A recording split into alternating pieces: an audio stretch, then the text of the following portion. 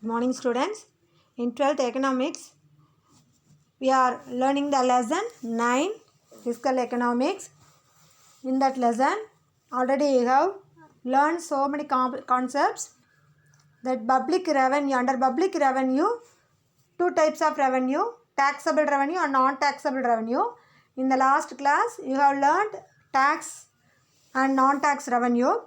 Let us see what is direct tax and indirect tax. A direct tax is referred to as a tax levied on person's income and wealth and is paid directly to the government.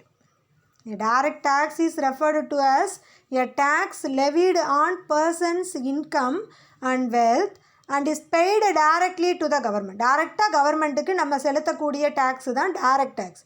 மறைமுகமாக செலுத்தக்கூடிய வரி கிடையாது. ஏன்னா நம்ம ஒருத்தருக்கு பே பண்ணி அவர் போய் கவர்மெண்ட்டுக்கு பே பண்ணி அது கிடையாது. நம்ம நம்மளுடைய வருமானத்துக்கு குறிப்பிட்ட அளவு வருமானம் ஈட்டுறவங்களை மேலே வருமானம் ஈட்டுறவங்களாக இருந்தால் இவ்வளோ பர்சன்டேஜ் ஆஃப் டேக்ஸ் அப்படின்னு சொல்லி கவர்மெண்ட் நமக்கு விதிக்கிறாங்க இல்லையா, அந்த டேக்ஸ் தான் டைரக்ட் டேக்ஸ். அது கவர்மெண்ட்டுக்கு நம்ம டைரெக்டாக பே பண்ணக்கூடிய டேக்ஸ். இந்த டேக்ஸ் பேர்டனை நம்ம இன்னொருத்தருக்கு என்ன பண்ண முடியாது, அந்த பேர்டனை இன்னொருத்தருக்கு ஷிஃப்ட் பண்ண முடியாது. The direct tax is referred to as a tax levied on person's income and wealth and is paid directly to the government. The burden of such tax cannot be shifted. The tax is progressive in nature. It is levied according to the paying capacity of the person. The tax is collected more from rich and less from poor people. அதாவது அதிகமான வருமானம் ஈட்டுறவங்களாக இருந்தால் அவங்க அதிகமான tax, கம்மியான வருமானம் ஈட்டுறவங்களாக இருந்தால் அவங்க கம்மியான டேக்ஸ். ஸோ இந்த மாதிரி அவங்கவுங்களுடைய அந்த எபிலிட்டிக்கு தகுந்த மாதிரி டேக்ஸை கலெக்ட் பண்ணுறாங்க. So direct tax is directly paid to the government. And then merits of direct tax. Merits of direct tax உங்கள் புக்கை பாருங்கள், புக்குக்குள்ளே ஒரு பிக்சர் கொடுத்துருக்காங்க பாருங்கள். டைரக்ட் டேக்ஸ் இன்டைரக்ட் டேக்ஸ் ரெண்டுக்கும் உள்ள டிஃப்ரென்ஸ் கொடுத்துருக்காங்க. டைரக்ட் டேக்ஸ் அப்படின்னா பேர்டன் ஆஃப் டேக்ஸ் பேமெண்ட் ஒருத்தருக்கு தான், ரெஸ்பான்சிபிலிட்டி டு பே டேக்ஸ். அவர் அந்த ரெஸ்பான்சிபிலிட்டி அந்த பொறுப்பை இன்னொருத்தருக்கு யாருக்கும் மாற்ற முடியாது. எக்ஸாம்பிள் என்ன சொல்லலாம் அப்படின்னா இன்கம் டேக்ஸ், வருமான வரி. உங்கள் வீட்டில் அப்பா ஒரு வருஷத்துக்கு 5 lakhsக்கு மேலே வருமானம் ஈட்டுறவங்களாக இருந்தால் அவங்க கவர்மெண்ட்டுக்கு டேக்ஸ் பே பண்ணுவாங்க. So that is called income tax.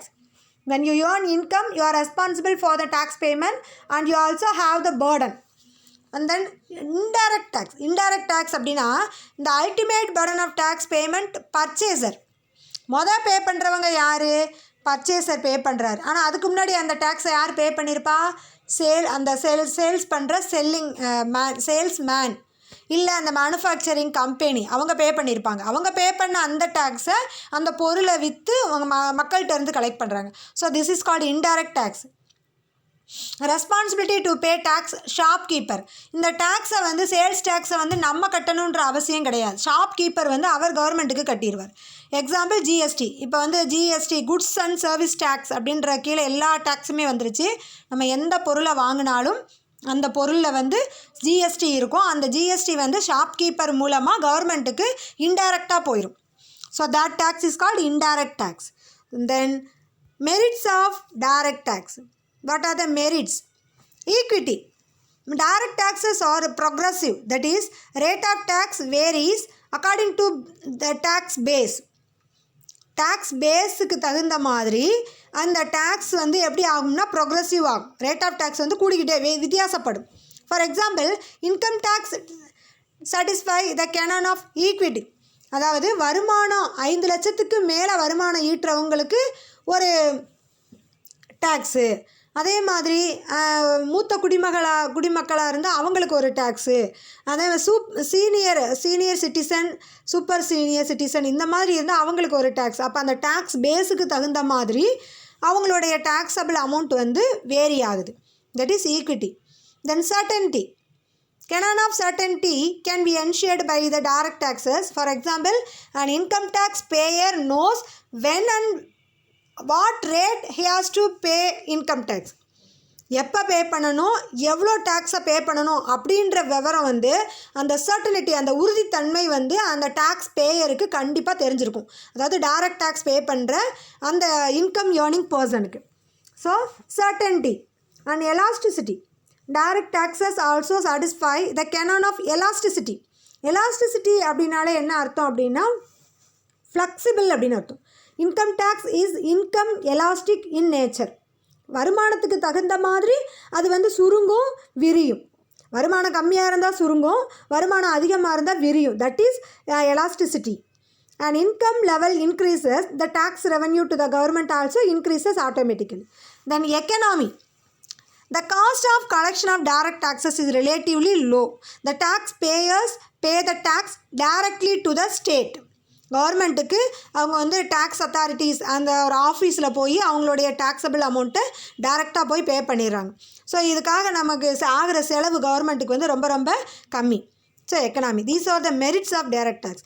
So equity, certainty, elasticity, economy. And what are the demerits of direct tax? Unpopular. Direct taxes are generally unpopular. It is inconvenient and less flexible. அவங்க சொல்கிறாங்க ஃப்ளெக்சிபிளாக இருக்கும் அப்படின்னு சொல்கிறாங்க. But இதை வந்து திடீர்னு என்ன பண்ண முடியாது, மாற்ற முடியாது. So direct taxes are generally unpopular.